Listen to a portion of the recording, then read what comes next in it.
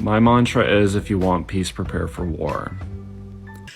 That's the energy I want you to be honest to me and all that. Starting us off at number 10 is the potential victim. This was shared by Reddit user Wooden Jockey 2 days back, and they said a few years ago one of their friends matched with a guy on Hinge and started chatting for what ended up being months. The two had basically started dating via FaceTime, and eventually it was time for them to finally meet. He came to town one day, and despite being so excited, the girl got a bad vibe from him and just knew something was wrong and decided to cancel. That night, that same man murdered another girl and dumped her body into a nearby river. That could have been the user's friend had she not trusted her gut, you guys. I don't even know what to think about that. My stomach is in knots for this girl and how close she was to death, but also the girl that actually did end up getting killed.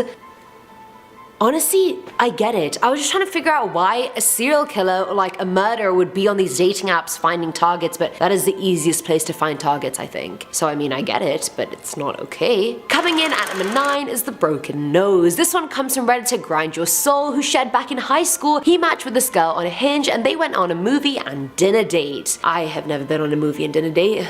That's fine. It was going amazing, but when they were walking to the restaurant, the girl tripped over the curb and the user tried to catch her, but instead whacked her in the face with his head. Not the best knight in shining armor moment, but I mean, he tried. On top of that, the whack didn't just hurt her, it full on broke her nose, so the user started freaking out, trying to rearrange her nose back, which if anything made it worse and made it bleed more. Thankfully, the girl took it well, but when he dropped her home, he had to explain to her former Marine of a father why the hell his daughter's face is covered in blood. For sure, he probably got a gun out and was like, "You did what to my daughter?" At number 8, we have the creep. This one comes from Redditor Go Got It 1987, who said she had planned to meet this guy from Hinge that day at 12 p.m. They started speaking the morning of, but he started acting very bizarre. He had no idea where he wanted to go. When talking about hobbies, he apparently had none, and all he said was that he likes to smoke weed during his shifts at FedEx, which I mean, is fine, you do you, but that's not really something you tell a Hinge match to try and impress her. He then said at work they were playing a game where they named people they didn't like, and he mentioned her name. And she was like, "I don't even get why he did that, considering we only texted for 2 days and I'm there with you, honey, I don't get it either." He then started complaining to her about he always got stood up and that he was anxious she would do the same, and the user just felt very creeped out, so she told him nicely that she wasn't interested anymore, and he started bombarding her with texts and eventually called her. On the phone, he started calling her every type of bitch on the list and told her to kill herself as well. This from the man who offered to pick her up for their date the same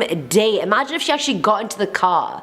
God knows what would have happened. And why would you tell a potential date of yours that you don't like them? Just don't go on the date. I'm talking as the guy, not the girl, since apparently he didn't like her. Filling at number 7 slot is the hitman. This one's from Redditor Kitten Biscuits, and now I'm really wondering why people keep ending up on dates with literal mafia people or hitmen. Like, what's going on? She shared that her co-worker asked her for a drink after work, and she decided to go because he had always been nice to her. They go to a bar, and after having 1 too many drinks, he starts telling her how he used to be a hitman for a crime organization in Mexico. He went into excruciating detail about the price of certain things, and the stories got more and more graphic and worse. She wasn't believing him, but decided to just humor him till the date was over. He went quiet for a minute before looking her dead in the eye, saying he'd cut off one of her hands for $5,000 if someone paid him to do it. I would laugh nervously out of that one myself, or cry, or counteroffer. Anyway, she started believing him at that point and started feeling nauseous and told him she had to go home. There was obviously no second date, but she was nice to him at work until he got fired for stealing from the cashier, and that was the end of that.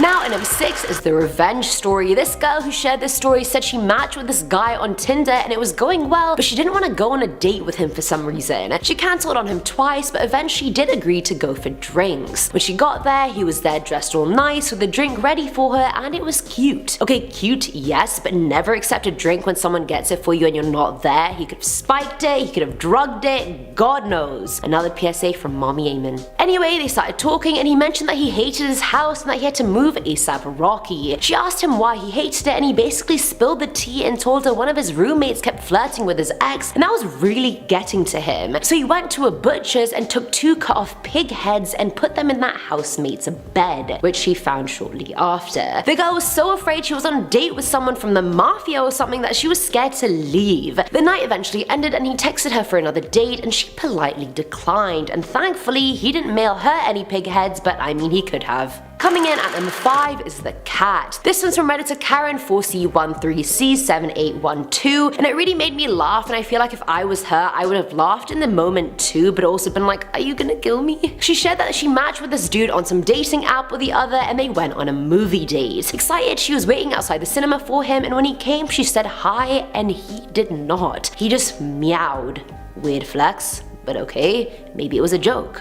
I don't know, an inside joke with himself maybe. But when they got inside, she tried making conversation with him, but he just continued to meow and make zero eye contact whatsoever. The movie ended and the meowing continued, and so did the zero eye contact. Either way, they obviously never went out again, and she tried to give him the benefit of the doubt of how maybe he was trying to be cute or endearing, but what the hell? Who meows through an entire first date? Like, I wouldn't even have sat through the movie with him. What if he was a psycho serial killer or had other weird meowing friends already planted in the cinema ready for me? Like, I like cats, but even for me this is weird. And I'm the ultimate cat lady.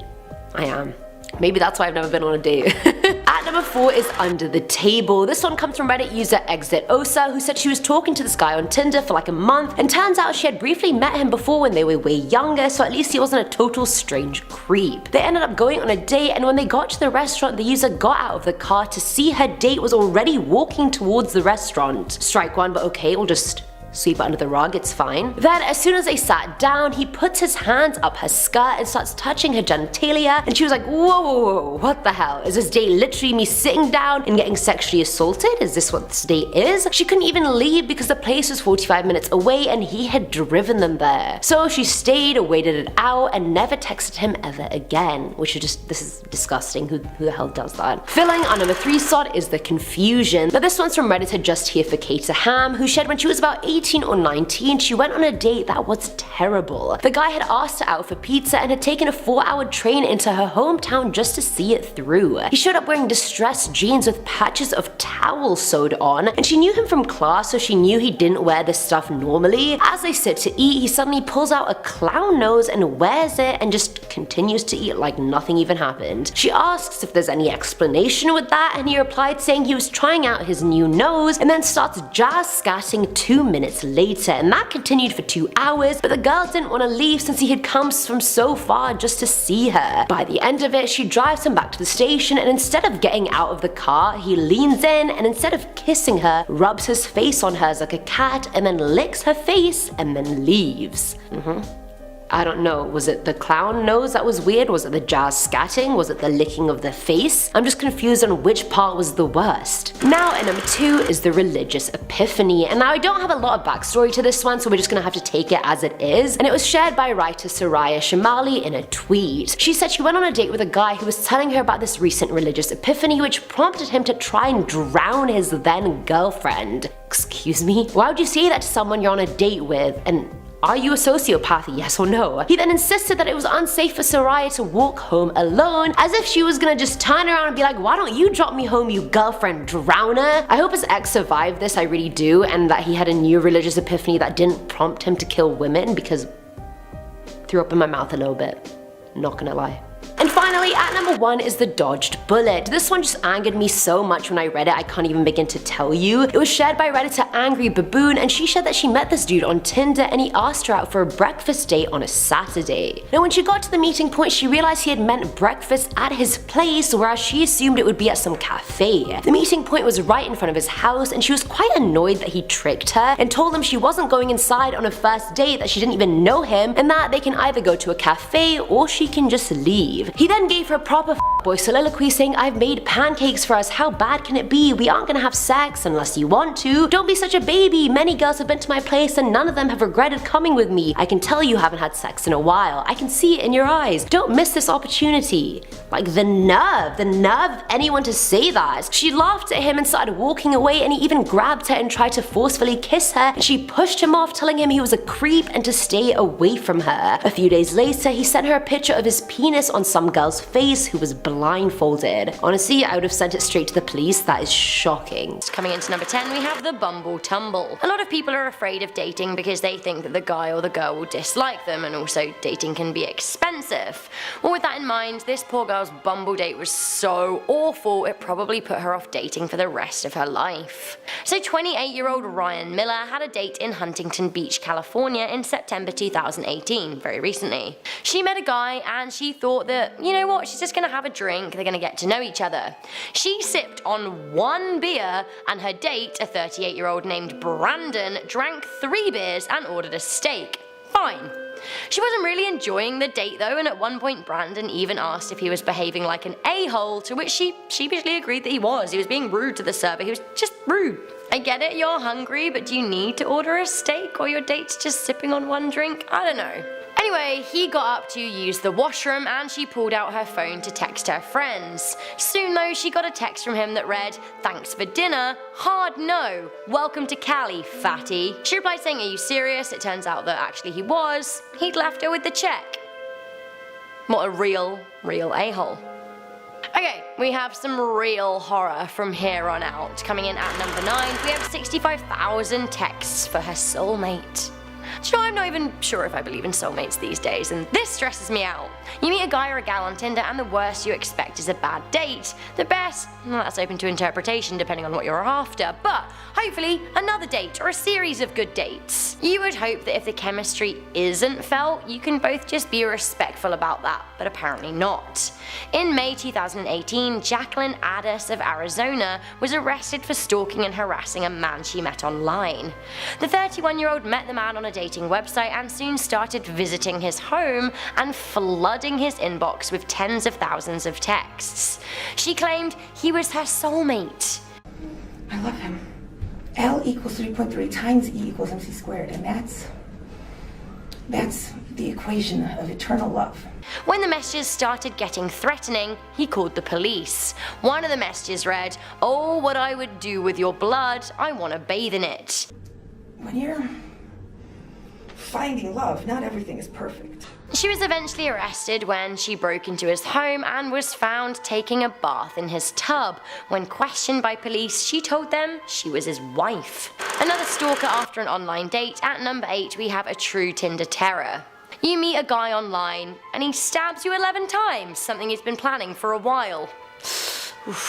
In 2017, a man was killed at the end of a 100-mile chase on Australia's east coast. Dr. Angela J had been seeing a 36-year-old Paul Lambert for 2 months, but after that time, she decided she didn't really want to further the relationship. There's a good way to take that involves respect for a human and their decision making, and well, there's the way Paul took that. Andrew had already started applying for a restraining order when Paul broke in and stabbed her 11 times. He then doused her in gasoline as she tried to escape. Now luckily, she did manage to flee and get neighbours to call for help. Police then tried to catch the fleeing maniac. Paul Lambert was shot dead after a lengthy car chase. Filling our number 7 slot is Overeager. This one was submitted by 26-year-old Hannah Sutzker, who said she works as a hostess at a burger restaurant in Manhattan. She ended up matching with this above-average cute guy on Hinge who was not only witty, but also had a great job. Wow, what are the odds? Usually guys only have one of the 3, 2 if you're lucky. Either way, she told him the name of the place she worked because there were franchises all over the city, and he asked her out after work, but she declined. No one wants to show up to a first date smelling like burgers, I get it. She asked to reschedule, which he didn't reply to, but by the end of his shift, this girl looks up to see this guy walking into her restaurant saying, "I found you." She had no idea how he did, because he must have called every single franchise to see if she worked there before he narrowed it down. They chatted for a whole 2 minutes before Hannah signaled help to her manager and was duly saved. When she got home, she found out that he had unmatched her on the app, which I don't even get because he was the creepy stalker in this relationship, not even her. But he probably realized that and got embarrassed and was like, I'm gonna just unmatch this and pretend it never happened. Hannah?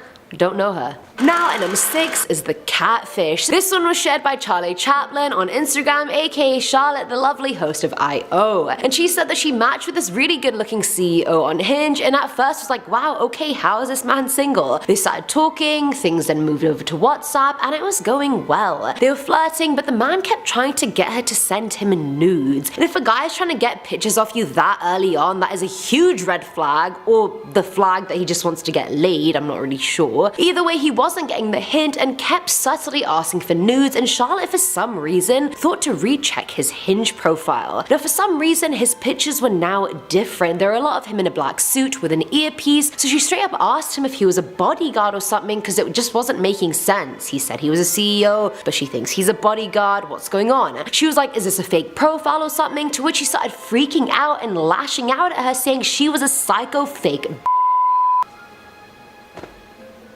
Wow.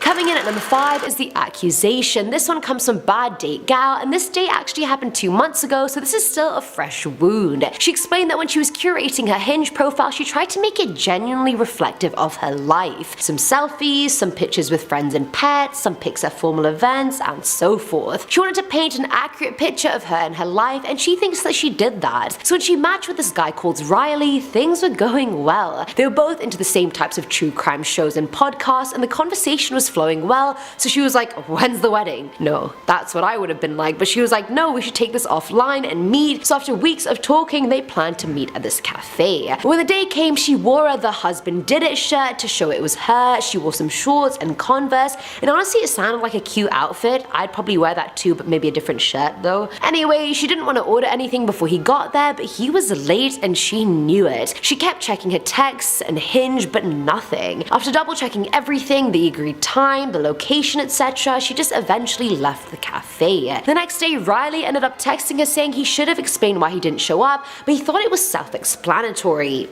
I'm sorry? How is it self-explanatory? Turns out he got to the cafe and felt like she didn't look like her photos and was so upset that she had catfished him so deceptively and then blocked her straight away. Even though she looked exactly like her photo, she spent the next 2 months looking in the mirror feeling like Ross Geller when she was in fact Russ, who's literally the same person more or less. Can you imagine being accused of being catfish when you're actually not?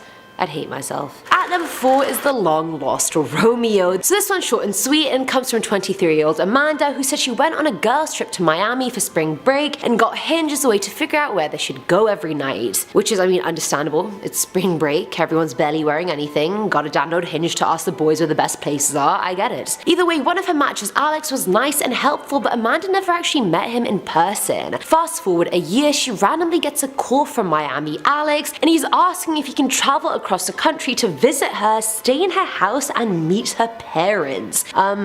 Probably not, Alex. I love how this man had feelings for this girl for a year before saying anything. Like, this one's so cute, but also, come on, let's have some social intelligence. You can't just go meet a girl's parents when you haven't even met the girl herself. Come on, Alex. Baby steps, right? Baby steps. Remember that. Filling our number 3 slot are children. This one comes from 31-year-old Lilith, who said she met a guy from Hinge for drinks and a date. He was hot, he was cool, but sadly he wasn't as hot or cool in person, but not a deal breaker for Lilith. If anything, he was socially awkward and there just was no chemistry there whatsoever. And bad chemistry wasn't even the worst part. After one drink, he abruptly blurted out, "Do you want kids?" To which Lilith was like, "Yeah, at some point, probably not with you, but yeah." She didn't say that, that was me. She was confused because who asks that on a first date, but then again he was older than her, so maybe it was very important to him, who knows. Either way, he then explains himself and says, "I'm asking before this goes any further because I shouldn't have kids. I have a history of violence and many of my family members are in jail and it doesn't feel responsible for me to procreate." He says that after one drink. Bruh. Red flag. ASAP. Let's end that right there. Now at number 2 is The Thief. This one's from Redditor Tony Outlaw, who shared after matching with a girl on Hinge, they went for dinner and a movie because of a bet that they had made. If she won, he would make her dinner and a pie, and if he won, they'd have to make out. That's the difference between girls and guys, you guys. Anyway, the girl ended up winning, and after dinner, the guy goes and puts a movie on at home, and the girl says she's hungry and goes to get some leftovers from the kitchen. 30 seconds later, the user's stomach starts rumbling as well, so he goes to the kitchen too and finds his date standing over his silverware drawer, emptying it into her purse. He's then like, "What the hell are you doing?" And she just giggles and says, "Oops." Pissed at her laughing, he walks over to her and sees that she only grabbed a few forks, so like a boss, he grabbed some of the pie and said, "Don't forget your dessert." He then dumped the pie into her bag and smashed it as much as possible so her bag would be ruined, and then duly kicked her out. Imagine your date is just out here stealing stuff from your house while you're in the other room preparing a movie. The nerve, the actual audacity of this girl. Shocking behavior. And people say Hinge is the good dating app. Clearly not. And finally, at number 1 is the L-bomb. We all know how serious the L-bomb is, you guys. Let's not play around. This one comes from 25-year-old Finn, who shared that this guy he matched with on Hinge came over to his house and they kind of just got straight down to it. But the guy was making intense eye contact with him the whole time, and when they got in the shower afterwards, the match confessed to Finn that he loved him and wanted to be boyfriends. After sleeping together once and talking on Hinge for 2 days, this man was in love with him. Finn was obviously dumbstruck and was like, oh, thank you, but I think we should get to know each other first. His match then refused to leave, and despite Finn claiming he had to be up early, the guy just said he'd sleep over and leave in the morning. Pushy much? Finn kept politely trying to get him to leave, but he kept saying, but you love me, right? It was so awkward and weird, and Finn actually shared he thinks he said that he loved the boy just to get him to leave. Afterwards, the boy continuously texted and called him, but Finn never responded again. I mean, the guy still knows where he lives, so if persistent and really in love, I feel like he'd actually just show up and be like, Finn, you're not answering my text messages, what happened to you? Starting us off at number 10 is torturing animals. Almost every serial killer documentary / podcast I've watched or listened to, and believe me, there are a lot of those, involves a person wanting to kill or torture small animals, whether that's during their childhood or during adulthood. People that were involved in hurting animals at a young age demonstrate that they show little to no remorse and are very likely to be sociopaths that lack any and all empathy. And if you can kill something as cute as a kitten or a puppy, then a human is completely on the cards. Serial killers like being in control, and as kids, the only control they can exert is over small animals. For example, notorious cannibalistic serial killer Jeffrey Dahmer would bike around the woods near his house as a kid and collect a bunch of dead animals to dissect. He lacked so much emotionality that he even murdered and dismembered his own puppy and then put its head on a stake when he was done. Absolutely disgusting. Coming in at number 9 is arson. I get everyone wants a bad boy or girl once in a while. You're hoping that you're gonna be the one person that can set them straight and that they'll change your ways for you. Plot twist, it never happens, so stop wasting your emotional time and energy and focus on you. Self-care. Haha. Now either way, one of the biggest warning signs of a serial killer is if they have a past in arson. Like I said, serial killers love exercising control and power, and arson is a very psychologically attractive crime to them because they're in full power and control. Serial killing is tempting to them for the exact same reason. Does your partner always insist on lighting the bonfire or excessively joke about burning down and then being like, JK, lol? Maybe it is not a JK, my friends. Even David Berkowitz, aka the son of Sam Killer, was an arsonist before he became a serial killer. He was a major pyromaniac as a child, so much so that other kids would call him Pyro. He confessed to setting more than a dozen fires around New York when he was finally caught. But people think it's up to 1,400 fires that he set. David, relax. At number 8, we have antisocial behavior. Now, just to clarify, exhibiting antisocial behavior doesn't mean you're not social. Antisocial behavior involves a complete lack of care for others, so much so it's actually pathological.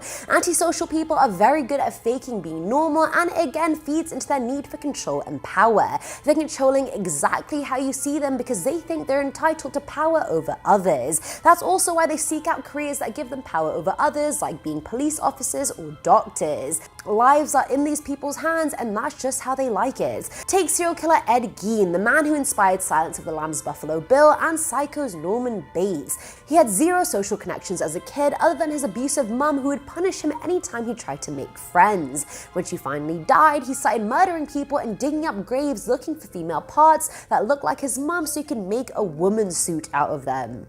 Give me the strength, Lord. Coming in at number 7, we have the fake singer. In 2011, David Russell from the UK pretended to be the frontman Oliver Skies from the band Bring Me the Horizon. He did this in order to lure 19-year-old Maricar Benedicto from California to Northampton. When she arrived, he took her to a forest that he said held special childhood memories, and he then slit her throat. The 20-year-old blindfolded the girl, having Googled how to kill a person the day before. She jumped up after she felt the knife meet her neck, and then he stabbed her in the back several times before hitting her with a log. Miraculously, the girl did survive the ordeal and managed to escape. Now, the whole situation was basically my mum's worst fear about online people come true. Clearly, people aren't always who they say they are, and the waters do get pretty murky online. Coming into number 6, we have the Tinder dissolver. Oh, this is so grim. This This has some kind of Breaking Bad meets Bachelor horror story vibe, but sadly, it's the real life. 26-year-old Francia Ruth Ibarra and Emmanuel Delany Valdez began dating in October 2016 after meeting in Mexico City. These guys met on Tinder, and by Christmas, Francia was dead. The pair dated for a short while and they kept a low profile as a couple. On the 3rd of December 2016, Francia got ready for a date with her Tinder fling, not knowing it would be her last outing ever. Police found the woman's bones on Emmanuel's apartment balcony a couple of weeks after she went missing. The police were then led to believe that Emmanuel was behind the girl's murder, suspecting that he dissolved her body in hydrochloric acid.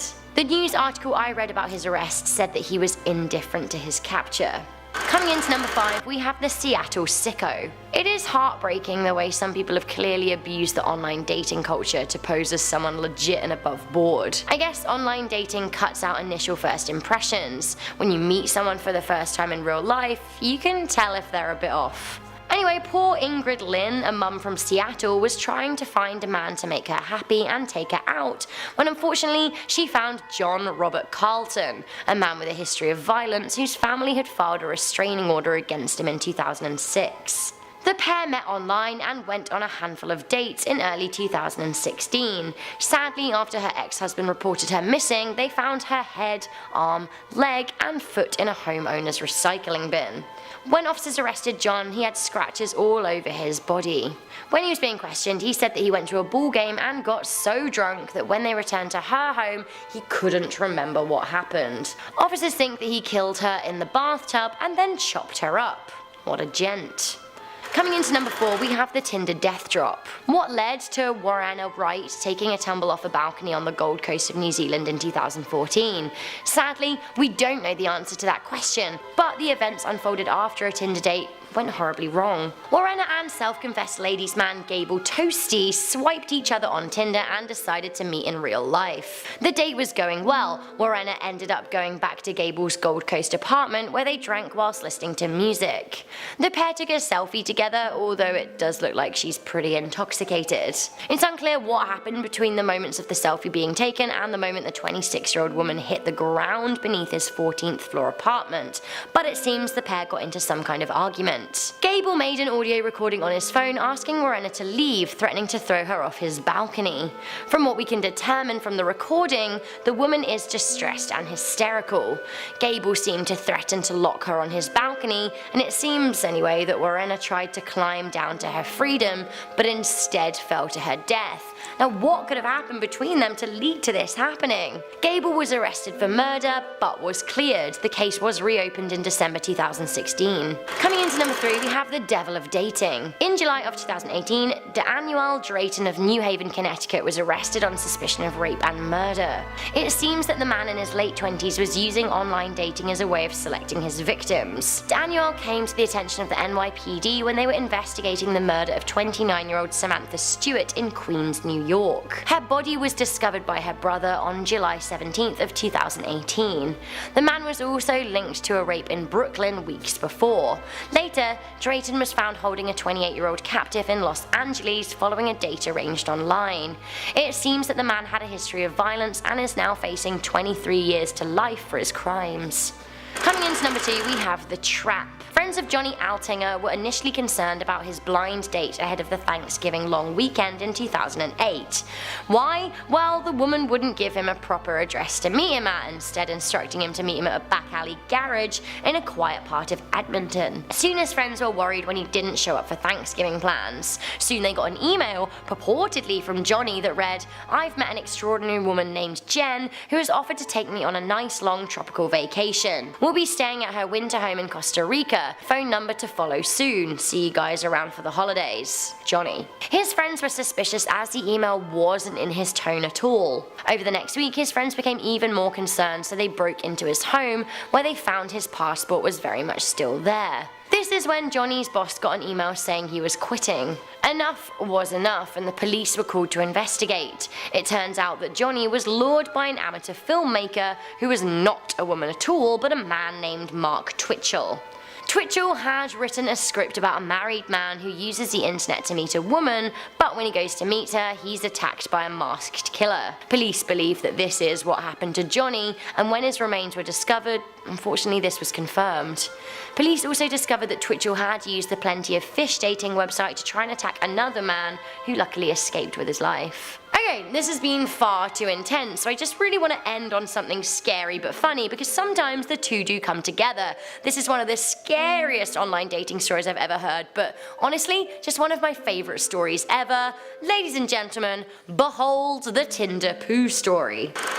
Okay, this would be terrifying if it happened to you. Luckily, all involved seem to have a good sense of humour. So I just want to paint the picture for you. Imagine this. You've got a date. You're excited. You end up meeting the person. You hit it off. You go back to their house and you talk even more and, you know, whatever, like nature calls and you already have to face the fear of pooping in a new place, which, for me, anxiety. But you know what? You get over it. It's just going to be a blip in your evening. You got to do your business. You've done it. You're flushing. You're getting ready to go back out to your awesome date. At this point, the worst thing on your mind is that maybe they'll smell it and you aren't ready for that kind of intimacy. But oh no, it isn't flushing. You try again and again and again and again and again, and the maddening fear takes over and you know you just can't leave it there for your date to see and smell, so you pluck it out of the toilet and wrap it in a tissue and you plan on throwing it away, only you realise there's no bin. Then you spot the window. Could you? Should you? What other choice do you really have right now when your poo is in your hand? You've already taken a really long time and you need to get rid of the poo, and you're now very, very, very much aware that it's, you know, still in your hand. You open the window and you throw it out, kind of disgusted with yourself, but what were you to do? At least it's over. You're washing your hands, you're breathing a sigh of uneasy relief, but then you look out of the window and oh, holy no, there is the poo caught between two panes of glass. What do you do? Panic, panic. Well, this was the real situation that Christine Lampard found herself in after a date with Liam Smith. She did, well, probably one of the bravest things in the history of bravery, and went to tell him what happened. She explained the whole thing, how it wouldn't flush, and how she threw her poo out the window. He went to investigate and, well, there was the poo stuck in a weird twilight zone of double glazing windows. Liam provided pictures to illustrate the story. It's a weird double glazing situation. The pair were gonna try and rescue the poo, agreeing that it couldn't just sit there. This was when Christine had the idea to climb out of the window and try and grab it, bring it back in, and maybe toss it in the bin in his garden. Unfortunately though, she got stuck. She got stuck face down out of a window, reaching for her own poo, and the fire brigade had to be called. They then came and rescued her, but they had to remove the window, which cost £300 to be replaced. Plus the awkward story of why she was hanging out of the window in the first place. Honestly, I can't tell you how glad I am that this wasn't me. I'd be terrified. This is the funniest / worst thing that could happen on a date ever, and hats off to the pair of them. I hope they get married and tell this story forever. Starting us off at number 10 are couples. Now honestly, no kink shaming here. I know couples are on Tinder to spice up their relationship, or they're in an open relationship, or they're polyamorous, whatever it is, it's none of my business, but it still makes me feel a bit weird that I'd be entering this like trio where two people are already in love and I'm just there as like some new fresh side piece, like, oh hello. And usually most of the couples I've personally seen on Tinder are really bloody weird. Most people avoid them, but some are unavoidable. For example, Reddit user turtle_sensei shared that she was on Tinder when she was 19 years old, and as a bisexual female, she made the app's preference show her both girls and guys. She ended up matching with this woman who offered to fly her out to Arizona to live with her and her boyfriend or husband and be their young lover, which I mean, who doesn't want sugar parents? She obviously declined, but the couple kept creating different accounts just to ask her, and so she ended up deleting the app altogether. And good thing she did too, because a few months later she saw something in the news about a couple from Arizona that had lured a girl about the user's age to their home for what was billed as a sex dungeon. They held her there for 6 months before she was finally able to escape. Dude, like, I'm stunned. Coming in at number 9 are true colors. Honestly, sometimes it takes a few dates or weeks to really see someone's true colors. Like, I believe you don't really know someone unless you've gone to a restaurant with them, so you know how they treat the waiter. You've been with them while they're under pressure or stressed, and you've talked about politics with them. Not that that's gonna cause an argument, but you wanna know if they're the kind of person that like shoves their opinion down your throat or can listen to other people's opinions respectfully. You know, that's a big thing. Either way, 26-year-old Nikki shared some of her true color horror stories. For example, on one Tinder date, the guy kept saying a bunch of misogynistic things, thinking she was getting flattered by them. Things like calling women fresh meat and calling her wifey in the kitchen, and about how he would always beat and delete women. If you don't know what beat and delete means, like, first of all, have at least a brain cell. No, I'm kidding. It basically means obviously when you know, sleep with someone and then you delete them and you never call them back. Either way, he then said she was lucky she was on a date with him. I'm not even gonna comment on this one, you guys already know how I feel and how my blood is boiling on the inside.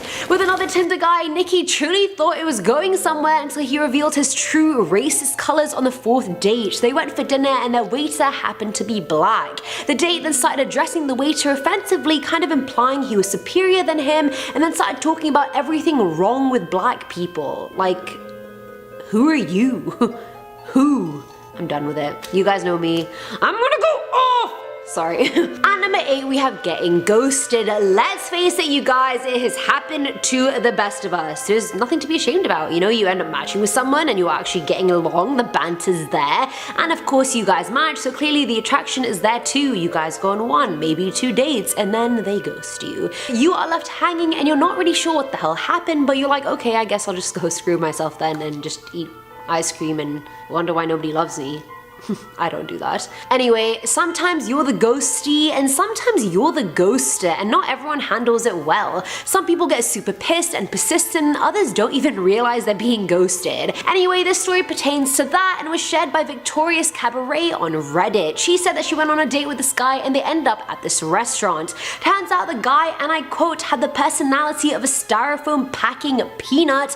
After the date, she figured she would just ghost him because they had only gone on 2 dates and never even kissed. So she ignored his calls and texts for a week, but he wasn't gonna take this ghosting lightly. Mans showed up to her house and started hammering her buzzer and continuously calling her. What made it worse was that this guy literally did not even know her last name, didn't know where she lived, let alone her suite number, so how the hell did he even find any of that out? Creep. We were just talking about Ed Gein's abusive mum, so it was only fitting childhood abuse came next. Obviously, not every partner you have is going to be completely transparent about their life trauma, so this one's a bit harder to pinpoint. Most serial killers are abused, may it be psychologically or physically, by a close family member whilst growing up. That instills a level of humiliation and helplessness in the person, which they then want to instill in their victims later on.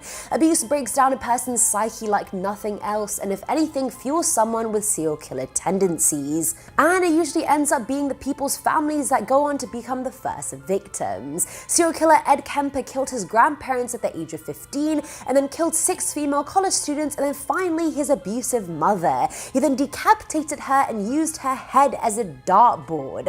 At 4 years old, Eileen Warnos was abandoned by her mum. She never met her dad since he was in prison for 7-year-old girl, and so she was raised by her granddad, who physically and abused her.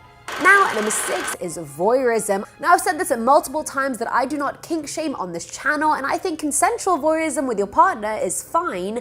Otherwise, it is not. If you're not sure what it is, voyeurism is basically when you get sexual pleasure from watching people undress or engage in sexual activity that would be private in nature, aka a peeping Tom. And I feel like most people are quite open with their partners about their sexual kinks, so this is something you should definitely know. And if they haven't mentioned it to you, you may wanna worry. Now, a lot of serial killers are into voyeurism as kids, which makes sense. They spend a lot of time observing people from afar and learning the habits of this person. Again, this practice ties in with power, since you have the power over the person you're watching, since they have no idea you're doing it, and you're watching them when they're at their most vulnerable. Ladies' man serial killer Ted Bundy admitted he would get drunk as a teen and lurk around his neighborhood looking for girls who are undressing in their windows. Ted Bundy, you bloody perv. Coming in at number 5 is substance abuse. According to criminologist Craig Taub, serial killers have a lot of overlapping behaviors with substance abusers. Just like addicts aren't in control of their need for their next fix, similarly, serial killers have this need to kill that they can't control. A lot of serial killers are substance abusers. For example, Jeffrey Dahmer was a full-fledged alcoholic by the time his high school graduation came around. He was even expelled from college and discharged from the military because of his alcoholism. Another example is Ted Bundy, who shifted his obsession to drugs, alcohol, and porn after he was arrested and could no longer kill people. So, I mean, does your partner have an excessive substance abuse problem? I'm not saying every person with an addiction is a serial killer, but the behaviors do overlap. That's all I'm gonna say. That's all I'm gonna say. At number 4 is impulse control. The biggest example of having poor impulse control is literally killing people. Everyone has bad thoughts. Not everyone vocalizes them, but they are there. I was once on a hike with my friend 2 summers ago, and this thought came to me like I could totally push him right now and he would just go rolling down this cliff and die. And then I said it to his face, because I'm not a but I also didn't do it because I'm not a psycho and I have good impulse control. Not a serial killer 101. Now, serial killers are usually unable to hold down a job, they're unable to commit to one, and their impulse to kill could make them, a little bit unprofessional. They tend to stick to blue-collar jobs so they can move on to the next job with no problem, and because it helps them keep them unnoticed. David Berkowitz worked a bunch of low-ranking jobs, including a mailman, before finally being caught. You never think it's your mailman that's killing everyone in New York, but then he turns out to be David Berkowitz, Filling on number 3 slot is intelligence. Almost all serial killers have IQs in what they call the bright normal range, whereas the rest have super low scores. Think about it, an organized serial killer who kills methodically and doesn't get caught is someone who is highly intelligent. Serial killers like Ted Bundy and John Wayne Gacy had an average IQ of 113, whereas disorganized murderers have an average IQ of 93. Ed Kemper had an IQ of 136, and if that means nothing to you, getting a score of 140 is considered the genius mark, so he was close. While he was in jail for the murder of his grandparents, he manipulated psychiatrists to release him after only 5 years because he convinced them he was reformed. After being released, though, he went back and killed another 8 women before being caught once again. God damn, he was not reformed from any angle. Now, at number 2 is bragging. If there's one thing serial killers love more than killing people, it's bragging about it. They love recognition because they usually have delusional ideas of their own grandeur. That's why some serial killers like sending in tips to the police about their identity, or they just send them riddles that end up leading them nowhere. Mind games, people. Serial killers almost need to tell people about their crimes because their egos are just so up there, and that is usually their downfall. They're so proud of what they do and often confess to murders they didn't even commit once they're incarcerated. Ian Brady and his accomplice Myra Hindley killed 5 children and often spoke about their crimes to other people, but withheld crucial details so no one would know it was them. We knew it was you. And finally, at number 1 are personality traits. So we've gone through 9 specific signs of what makes a serial killer, but now I'm going to get into the nitty-gritty parts of the personality of one. Firstly, they are charismatic as hell, almost too charismatic. Is your partner overly charming? Do they just have this thing about them that you can't quite put your finger on? Serial killer.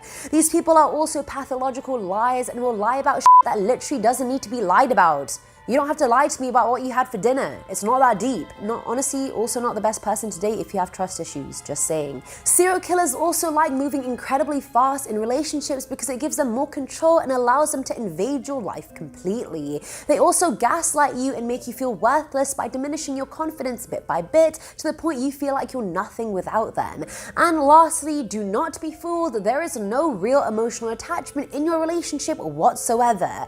Founder of Psych Central, John M. Grohl, said serial killers form artificial, shallow relationships designed to be manipulated in a way that most benefits the psychopath. People are seen as pawns to be used to forward the psychopath's goals. Psychopaths rarely feel guilt regarding any of their behaviors, no matter how much they hurt others. So, I mean, you could think your partner's just a dick, but turns out they're a serial killer and get rid of them. Coming into number 10, we have socks. What could be scarier than socks, right? 17 people shared their online dating horror stories on the website Thought Catalog, and one woman messaged in about her experience with a man on the dating site OkCupid. Now, this is a free-to-use dating site, and maybe you get what you pay for. She said that she matched with a guy, the conversation got going, and he messaged her to ask if she could wear some socks. He wanted to send her some. Thoughtful? Maybe. No, it actually turns out it's just really, really, really creepy. The guy asked if the woman could wear the socks for 2 to 3 months without washing them and then send them back. Like, if you're into feet, I don't necessarily judge you, like you do you, but a smelly sock.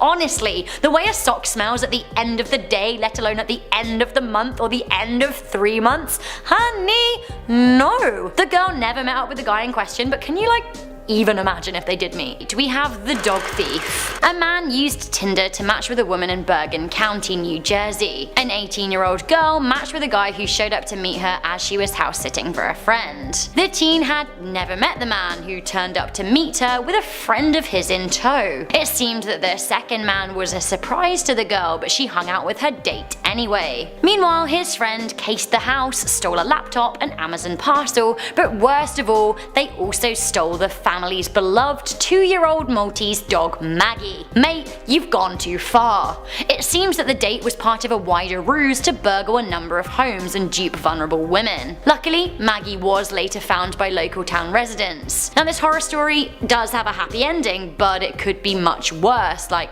the rest of the stories on this list.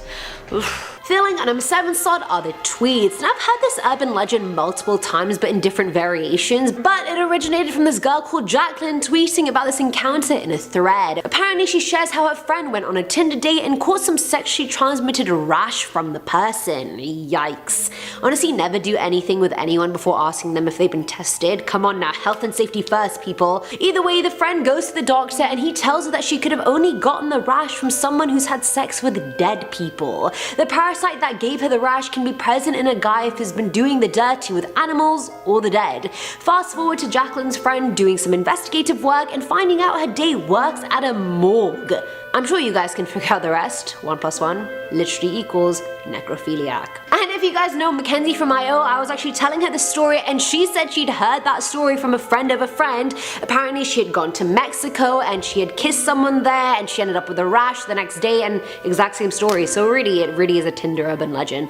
Where's the truth in it? Did this even really happen to anyone? I don't know. Now at number 6 is that profile. There is always that one profile that no matter how many times you swipe left for no, that continues just to plague your app. Like, mate, I've seen your profile so many times. If I wanted to match with you, I would have swiped right the first time I saw you, not the 35th time. These profiles are common in every city, so let's talk about 27-year-old Alex Hammerly from New York City.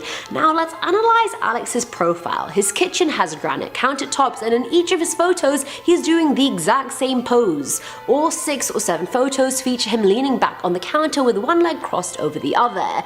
Nice, respectable man. His face and hair and everything is identical in each picture. It's literally just the outfits that are different. He is Alex. He's 27. He's in his kitchen. He's in a nice shirt. He is seemingly a paper doll. Now the girl who noticed this decided to post it on Twitter just to see if anyone else happened to see Alex a billion times, and this girl who lives in Boston claims she saw his profile anytime she visited the city. The most bot accounts like these are usually super hot girls that are adult webcam services or follower scams, but some are genuinely annoying real people. These people are somehow finessing the system and appearing so often. The New York Post got in touch with Alex, who said he continuously deletes and reinstalls the app so he appears at the top as a new user. And he's not the only one who does it. The repeat bot profile that isn't a bot. Urban legend cracked and confirmed. Coming in at number 5 is the pervert. I could kill the boy involved in this story, but of course I won't, because I can't. But if I did meet him in person, I would for sure punch him in the nuts. Either way, this story is from Redditor No Sketteepsome9, who was on holiday and decided to jump on Tinder to see who was around. I didn't realize how common meeting people from Tinder on holiday was. Like, I would just want to enjoy my holiday and go sightseeing. I could not care less about going on Tinder dates or getting laid. Anyway, the user matched with this guy and they spoke for a few days, and the day before she left, they decided to meet. They hung out at his place because he told her that he too was traveling the next day,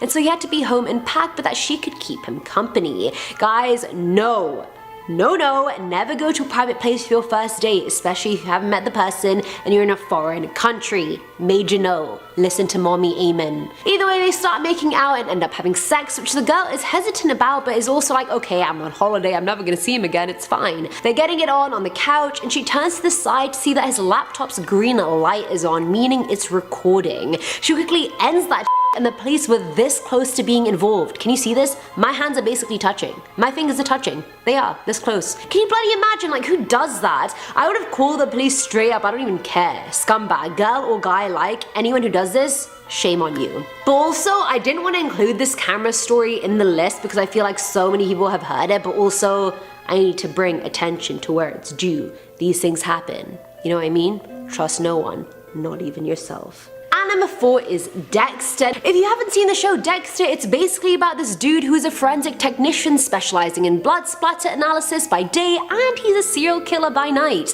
And this Tinder horror story gave me major Dexter vibes, but then I did more research on it, and turns out there's not enough evidence surrounding the story. Now initially I took it as fact and that the people involved wanted to remain anonymous, but this story is a bit of a Tinder urban legend that gets shared frequently with a few details changed here and there. So here goes. A 20-year-old girl moved to Boston to start her graduate program, and luckily enough her aunt was going to Europe, so she offered the girl her place to stay in. A few days after she moves in, she starts hearing weird noises, but the house is also quite old, so she kind of just assumes the noises were because of that fact. She asks her dad to make sure, and he reassures her, but also tells her to call the police to come and just to check just to be sure. Always better safe than sorry, 100% you guys, always listen to your dad. Either way, she calls the police and emphasizes that she's most likely being paranoid and that it's nothing. The police then ask if she's home alone, to which she says yes. They then tell her an officer will be there in 40 minutes just to check things out, but everything should be fine.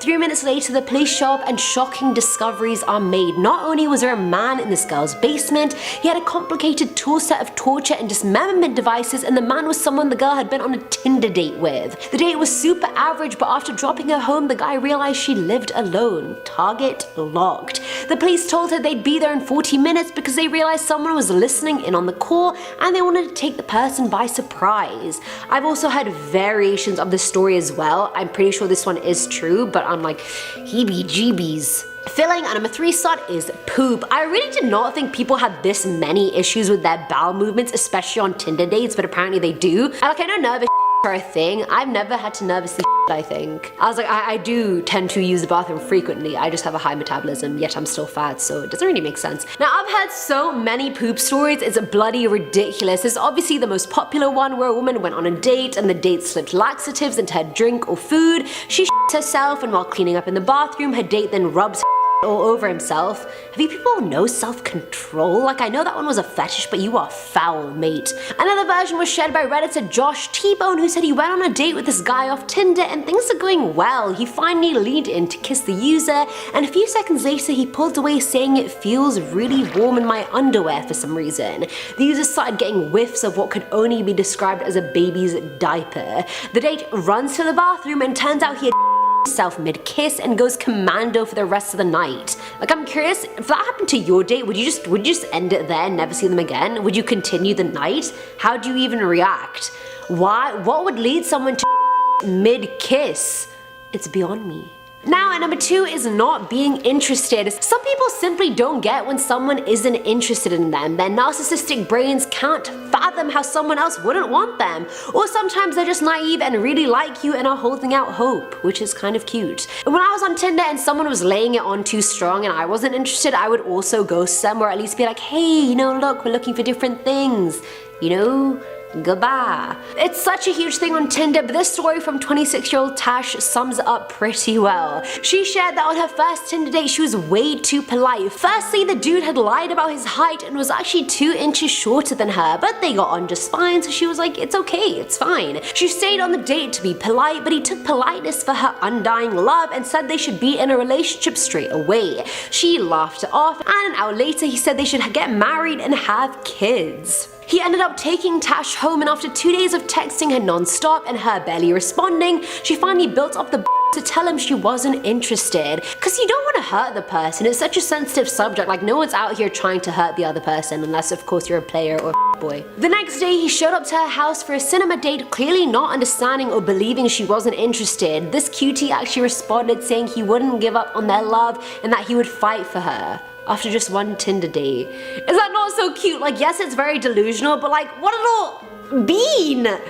You know? And finally, at number 1 is the meal. This one comes from Redditor LTeenso, who said this was her friend's story. Now, her friend's favorite waitress, I didn't even know people had favorite waitresses. Either way, her friend's favorite waitress, who she dubbed Delia, suddenly stopped working at the restaurant for a few weeks and no one was told why. When she came back to work, the friend asked her where she'd been and she was like, they didn't tell you? Apparently, a month prior, Delia had matched with this cute guy on Tinder and they even FaceTimed before meeting just to make sure it was legit and he wasn't a creep. She got to his house and he went all out cooking for her. I'm talking meatballs, pies, anything, you name it, it was there. Delia ate it all happily. The date ended fine, but she started feeling super sick shortly after. As soon as she got home, she started throwing up uncontrollably, and then that turned to her throwing up blood. She called the police, who told her to go to the ER and that they'd meet her there. This I find kinda sus, because if you're throwing up blood, why would you call the police before calling an ambulance, you know what I mean? Just a bit, something's not making sense. Either way, she was sick in the ER for 2 days, and when she was finally able to talk, the police asked her everywhere she'd been, with who, when, and what she had eaten. She mentioned she works at the restaurant, but the police had already checked there. She then remembered the Tinder days and told them his name and address, confused. She asked what the problem was, and the police replied that she had consumed human flesh. By the time the police got to his place, he was nowhere to be found, and turns out it was an Airbnb that he'd rented out on a stolen credit card, and the number he had was from a burner phone. This is actually a completely true story, and the man is still active somewhere in LA, so if you're in LA and you're on Tinder, please beware of this man. The reason Delia was throwing up blood is because she was eating embalmed human flesh. God knows where this guy got that from, but I don't want to find out. Coming into number 10, we have the bumble tumble. A lot of people are afraid of dating because they think that the guy or the girl will dislike them, and also dating can be expensive. Well, with that in mind, this poor girl's Bumble date was so awful, it probably put her off dating for the rest of her life. So 28-year-old Ryan Miller had a date in Huntington Beach, California in September 2018, very recently. She met a guy and she thought that, you know what, she's just gonna have a drink, they're gonna get to know each other. She sipped on 1 beer and her date, a 38-year-old named Brandon, drank 3 beers and ordered a steak. Fine. She wasn't really enjoying the date though, and at one point Brandon even asked if he was behaving like an a-hole, to which she sheepishly agreed that he was. He was being rude to the server, he was just rude. I get it, you're hungry, but do you need to order a steak or your date's just sipping on 1 drink? I don't know. Anyway, he got up to use the washroom and she pulled out her phone to text her friends. Soon though, she got a text from him that read, "Thanks for dinner, hard no, welcome to Cali, fatty." She replied saying, "Are you serious?" It turns out that actually he was. He'd left her with the check. What a real a-hole. Okay, we have some real horror from here on out. Coming in at number 9, we have 65,000 texts for her soulmate. Do you know, I'm not even sure if I believe in soulmates these days, and this stresses me out. You meet a guy or a gal on Tinder and the worst you expect is a bad date. The best, well, that's open to interpretation depending on what you're after, but hopefully another date or a series of good dates. You would hope that if the chemistry isn't felt, you can both just be respectful about that, but apparently not. In May 2018, Jacqueline Addis of Arizona was arrested for stalking and harassing a man she met online. The 31-year-old met the man on a dating website and soon started visiting his home and flooding his inbox with tens of thousands of texts. She claimed he was her soulmate. I love him. L equals 3.3 times E equals MC squared, and that's the equation of eternal love.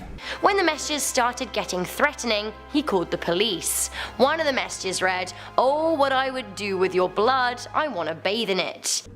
When you're finding love, not everything is perfect. She was eventually arrested when she broke into his home and was found taking a bath in his tub. When questioned by police, she told them she was his wife. Coming into number 2, we have The Trap. Friends of Johnny Altinger were initially concerned about his blind date ahead of the Thanksgiving long weekend in 2008. Why? Well, the woman wouldn't give him a proper address to meet him at, instead instructing him to meet him at a back alley garage in a quiet part of Edmonton. As soon as friends were worried when he didn't show up for Thanksgiving plans, plans. Soon they got an email, purportedly from Johnny, that read, "I've met an extraordinary woman named Jen who has offered to take me on a nice long tropical vacation. We'll be staying at her winter home in Costa Rica. Phone number to follow soon. See you guys around for the holidays. Johnny." His friends were suspicious as the email wasn't in his tone at all. Over the next week, his friends became even more concerned, so they broke into his home, where they found his passport was very much still there. This is when Johnny's boss got an email saying he was quitting. Enough was enough, and the police were called to investigate. It turns out that Johnny was lured by an amateur filmmaker who was not a woman at all, but a man named Mark Twitchell. Twitchell had written a script about a married man who uses the internet to meet a woman, but when he goes to meet her, he's attacked by a masked killer. Police believe that this is what happened to Johnny, and when his remains were discovered, unfortunately this was confirmed. Police also discovered that Twitchell had used the Plenty of Fish dating website to try and attack another man who luckily escaped with his life. Okay, this has been far too intense, so I just really want to end on something scary but funny, because sometimes the two do come together. This is one of the scariest online dating stories I've ever heard, but honestly, just one of my favourite stories ever. Ladies and gentlemen, behold the Tinder poo story. Okay, this would be terrifying if it happened to you. Luckily, all involved seem to have a good sense of humour. So I just want to paint the picture for you. Imagine this. You've got a date. You're excited. You end up meeting the person. You hit it off. You go back to their house and you talk even more, and, you know, whatever, like nature calls, and you already have to face the fear of pooping in a new place, which, for me, anxiety. But you know what? You get over it. It's just going to be a blip in your evening. You got to do your business. You've done it. You're flushing. You're getting ready to go back out to your awesome date. At this point, the worst thing on your mind is that maybe they'll smell it and you aren't ready for that kind of intimacy. But oh no, it isn't flushing. You try again and again and again and again and again, and the maddening fear takes over, and you know you just can't leave it there for your date to see and smell, so you pluck it out of the toilet and wrap it in a tissue, and you plan on throwing it away, only you realise there's no bin. Then you spot the window. Could you? Should you? What other choice do you really have right now when your poo is in your hand? You've already taken a really long time and you need to get rid of the poo, and you're now very, very, very much aware that it's, you know, still in your hand. You open the window and you throw it out, kind of disgusted with yourself, but what were you to do? At least it's over. You're washing your hands, you're breathing a sigh of uneasy relief, but then you look out of the window and oh, holy no, there is the poo caught between two panes of glass. What do you do? Panic, panic. Well, this was the real situation that Christine Lampard found herself in after a date with Liam Smith. She did, well, probably one of the bravest things in the history of bravery, and went to tell him what happened. She explained the whole thing, how it wouldn't flush, and how she threw her poo out the window. He went to investigate and, well, there was the poo stuck in a weird twilight zone of double glazing windows. Liam provided pictures to illustrate the story. It's a weird double glazing situation. The pair were gonna try and rescue the poo, agreeing that it couldn't just sit there. This was when Christine had the idea to climb out of the window and try and grab it, bring it back in, and maybe toss it in the bin in his garden. Unfortunately though, she got stuck. She got stuck face down out of a window, reaching for her own poo, and the fire brigade had to be called. They then came and rescued her, but they had to remove the window, which cost £300 to be replaced. Plus the awkward story of why she was hanging out of the window in the first place. Honestly, I can't tell you how glad I am that this wasn't me. I'd be terrified. This is the funniest / worst thing that could happen on a date ever, and hats off to the pair of them. I hope they get married and tell this story forever. Starting us off at number 10 is The Mob Daughter. This one blew my goddamn mind, so I know it's gonna blow yours as well. Like so many plot twists, it could seriously be a straight to TV movie for sure. Now this one comes from Omar Bessa, who said one summer he was walking through a club when a girl that looked like his ex grabbed him by the neck of his shirt and said, "Let's have a drink." Surprised by her feistiness, they went to the bar, she bought all the drinks herself, and she continued just downing them. She kept talking about disjointed topics, and Omar kind of stayed because of how similar she looked to his ex and how uncanny the whole thing was. She mentioned she had a lot of money and got drunker, and started talking about how she missed her dad because he had been shot in an accident recently. Now the red flags started popping up, and so Omar was a bit on edge, but could also tell she was just vulnerable and drunk, and put her in a cab home home. Before he closed the door though, she asked for another date the next day and he reluctantly agreed. They met at the beach the next day. She was very punctual and sober and told him a lot more about her life. And mind you, this was before 4G internet was in Argentina, so not much he could do with the information. But when he got home, he googled some of the things she said, and turns out her dad was killed over a drug-related matter because he was a rising star in the cocaine trade in Argentina. It wasn't even a hitman who did it, it was a partner in crime. So at least now he knew where all her money came from. In the articles he was reading, it said the drug money hadn't been properly distributed and that the daughter could be the next target. They had a date set for the next day, but he never heard from her again. Coming in at number 9 is The Knife. This one made me laugh because of the way it was written and how crazy it was. Like, I didn't know girls could actually be this psycho. Clearly I was wrong. Producer Chris, what do you think? Psycho? Probs. Now this one was shared by Reddit user Eternal New Guy, who said his friend set him up on a blind date with this girl they kept claiming he'd love. They went for dinner and already at the beginning she was weird and just kept getting weirder. She was already possessive and clingy and they had literally just met. He excused himself to the bathroom because he was a few beers down and had to pee, and a few seconds later she ran after him and stabbed him in the arm with her knife because apparently he was gonna run off and make out with the cute waitress. Conclusion: he got 3 stitches in the arm and she got an extensive psych hold. Say less. At number 8 we have the gift card. This was from Miss Martha Ann on Reddit and it's short and sweet. Well, not sweet, but it is short. She shared that the guy picked her up in a Camaro and on the way to wherever they were going on a date, someone cut them off in traffic. This is where everything starts going downhill, people. As soon as they were cut off, this guy pulled out his gun from the glove box and put it on the console, telling the girl he might need it. He then starts driving like a maniac, all fast and furious, trying to cut off the guy who cut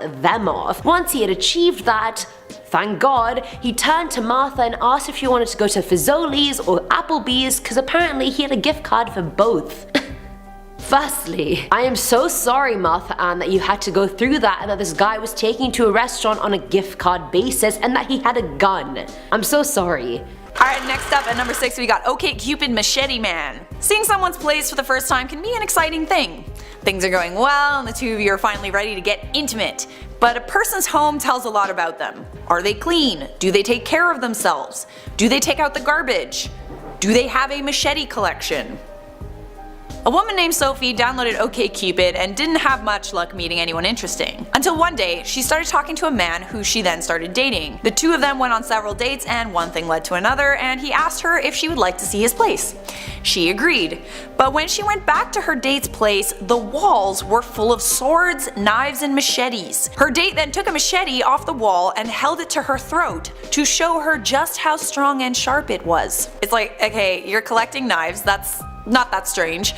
Lots of people are into weaponry, but holding one to your throat the first time you go to a guy's place? I would be afraid to walk out alive. Also, like, was she supposed to be impressed by the sharpness of his knife? Maybe the guy was a serial killer, who knows? It's safe to say that Sophie never saw her date again. General rule for a first date: keep all pointy things away from me. All of them. Thank you. Coming into number 5 we have the honey trap. This Tinder date also turned out to be a trap. Now in January 2016, a man in Boulder, Colorado was excited to match with a woman. He was pretty pumped for their date. I mean, I guess you would be, right? As the man arrived at the agreed date location near the University of Colorado in downtown Boulder, unfortunately, instead of meeting the woman that he'd matched with, he was set upon by a man wearing a ski mask. This is never good news. The man then pulled out a and demanded that his date empty his pockets. The perpetrator, who is described as being between 18 and 25 and Hispanic in ethnicity, stole the Tinder date's wallet, including his cash, his cell phone, and his car keys. Now if there is a silver lining, if there is one, being honey trapped by a man, luckily the guy's car was safe. Now it does seem like this was not the first crime like this in the area. Just days before, a woman was robbed after organising a meetup with a guy on Craigslist. Alright, coming into number 4 we've got Joyride. But this ride was definitely not joyful. A woman met a guy online and they arranged a movie date. We'll call this couple Greg and Mary. Greg and Mary ordered a pizza and started to watch the first movie. He then turned to her and said, "It's hard to be a rich man because women are..." Mary said she was uncomfortable, so he apologized and they kept watching the movie. 5 minutes later, Greg started ranting again about the same things. Mary told him that she wanted to go home, so Greg offered to drive her. So she gets in his car and then he begins driving recklessly before she can get her seatbelt on. He hits a cement pillar and the car starts to smoke, but he keeps going. Mary is thrashed around the car, she hits the door, the windshield, and describes the experience as being like a bean in a tin can. Greg then starts saying crazy things like, "Oh, I'll get you home, but I don't know what condition you'll be in when you get there." Oh god. Meanwhile, Mary still doesn't have her seatbelt on. Then thankfully, someone pulls in front of Greg's car and he slams on the brakes. Mary hits the windshield, then somehow manages to grab the door handle, opens it, and propels herself out of the car as Greg slams on the gas. She hits the pavement, got up, and started running as fast as she could. Mary finds a parking lot and hides behind cars until Greg drives away. Unfortunately for Mary, she forgot her purse in Greg's car. She had no money and she was stranded. She calls her roommate, but her roommate doesn't pick up the phone. Mary walks a few miles and ends up flagging a cab. She convinces the cab driver to drive her to her mom's house and that she would pay him when she got there. I don't know about you guys, but like, this one made me scared to get in a car with a date. Maybe I'll insist on an Uber next time. Okay, but I'm glad it ended that way because I seriously thought that you were gonna say that she had to call Greg and get her purse back, which, like, stay away from Greg! Get out of here, Greg. You creep.